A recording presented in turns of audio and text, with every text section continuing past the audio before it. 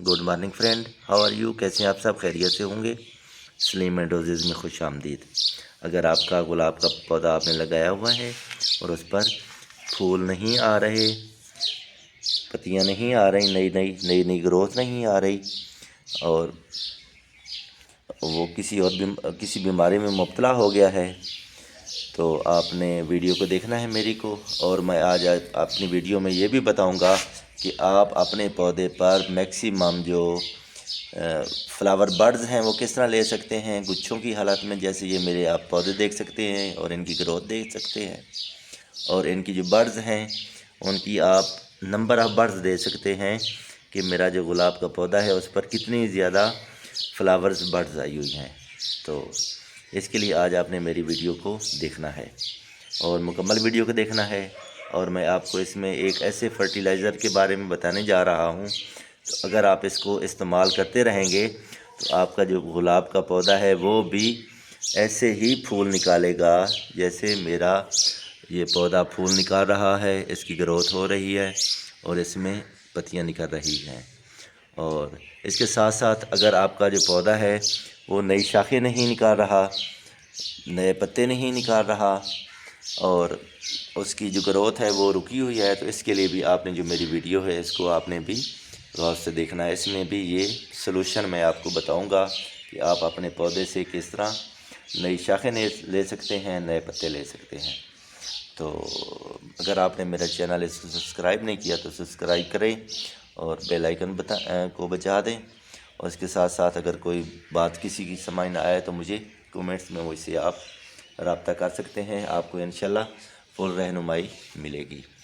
तो सबसे पहले आपने अगर गुलाब के पौधे उगाए हुए हैं और उनकी ग्रोथ नहीं हो रही, अगर हो रही है तो रुकी हुई है, आराम से हो रही है और उसमें पत्ते नहीं निकल रहे, फूल नहीं निकल रहे, तो इसके लिए आपने सबसे पहले जो मेरी रिक्वेस्ट है आपसे कि आपने अपने जो गुलाब का पौधा है उसकी सॉफ्ट प्रूनिंग करते रहना है। जैसे ही आपका कोई गुलाब का जो फूल है वो सूख जाता है तो आपने फ़ौरन उसको अपने गुलाब के पौधे से हटा देना है। और जैसे ही आप हटाएंगे तो हटाने के साथ ही वो जो आपकी वो शाख है वो नई ग्रोथ पकड़ेगी और वो नई ग्रोथ आपके लिए नया फूल ले आएगी। तो इसलिए आपने बग़ैर किसी वक्फ़ा किए उसको अपने पौधे से हटाना है। और हटाना कैसे है कि साफ़ सुथरी जरासीम कुश स्प्रे से या किसी दवाई से आपने अपने जो कटर है उसके साफ़ करना है। साफ़ करने के बाद आप उसको पौधे को अगर काटेंगे या उसकी सेमी प्रूनिंग करेंगे या सॉफ्ट प्रूनिंग करेंगे तो इससे एक तो फंगस का अटैक है और उसका ख़तरा नहीं रहेगा, दूसरा आपका जो पौधा है वो तंदुरुस्त रहेगा। और दूसरी बात जो ज़्यादा फूल लेने की है, ज़्यादा पत्तियां लेने की है और फास्ट जो ग्रोथ है आपके गुलाब की, उसको ज़रूरी है कि आप अपने पौधे को धूप पर रखें।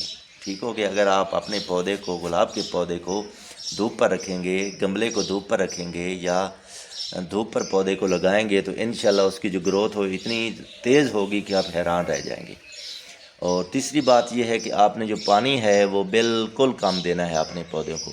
अगर अपने पौधों को आप पानी कम देंगे और अपनी जो आपके पौधे की ज़मीन है उसमें सिर्फ नमी बरकरार रहेगी तो तब भी आपका जो गुलाब का पौधा है वो बहुत बेहतर ग्रोथ करेगा, तेज़ ग्रोथ करेगा। और दिनों में नहीं, हफ्तों में नहीं, महीनों में नहीं, बल्कि दिनों में उसकी इतनी ग्रोथ हो जाएगी कि आप हैरान रह जाएंगे। इसलिए आपने जो पानी है गुलाब के पौधे को वो बिल्कुल कम देना है, थोड़ा थोड़ा, यानी कि एक गिलास आप सुबह दें, एक गिलास शाम को दे दें, यानी कि हाफ़ लीटर आप पानी दे सकते हैं अपने गुलाब के पौधे को कि उसमें जो नमी है वो बरकरार रहे। और इसके बाद जो हफ्ते के बाद आपने उसकी जो डीप वाटरिंग है वो करनी है कि अगर आप डीप वाटरिंग करेंगे तो इससे पौधे की जड़ें हैं वो भी नहीं सूखेंगी और जो आपका पौधा है उसकी ओवरऑल ग्रोथ अच्छी रहेगी। और इसके बाद जो तीसरी बात है वो ये है कि आपने अपने पौधों की गुड़ाई करनी है। और गुड़ाई करने से जो ऑक्सीजन है वो आपके पौधों की जड़ों तक पहुंचेगी और वही जो पौधे हैं आपके, वो अगर फंगस उनका अटैक होने वाला तो वो आपके पौधे फंगस से भी बचे रहेंगे। और जो उनकी इसके साथ साथ जो जड़ी बूटियाँ उसके आपके गमले में हैं वो भी उससे उनका जो है वो ख़त्मा हो जाएगा। इसके साथ साथ चौथी बात जो कि इंतहाई ज़रूरी है वो ये है कि जब आप कोई भी अपना पौधा रिपोर्टिंग करते हैं तो रिपोर्टिंग करते दौरान आपने जो ज़मीन है या मिट्टी है, सॉइल मीडिया, वो आपने ऐसे लेना है कि जो बुरबुरा हो।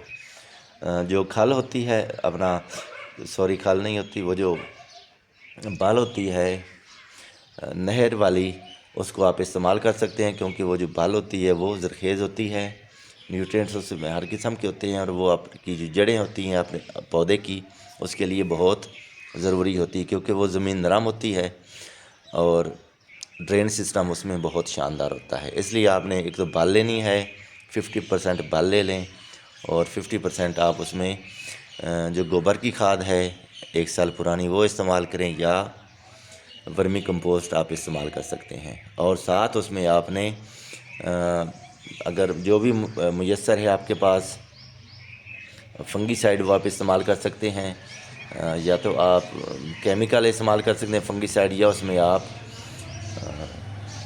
हल्दी जो है उसका पाउडर आप मिक्स कर सकते हैं। और इस तरह ज़मीन आपने बनानी है अपने पौधे की, फिर आपने उस पौधे को लगाना है, और पौधे को लगाने के बाद आपने 1 हफ़्ता उस पौधे को छाँव में रखना है, ताकि वो जो पौधा है उसकी जो जड़ें हैं वो उस मिट्टी में समा जाएं। फिर उसके बाद आपने 1 माह तक आपने उसमें कोई फर्टिलाइज़र इस्तेमाल नहीं करना।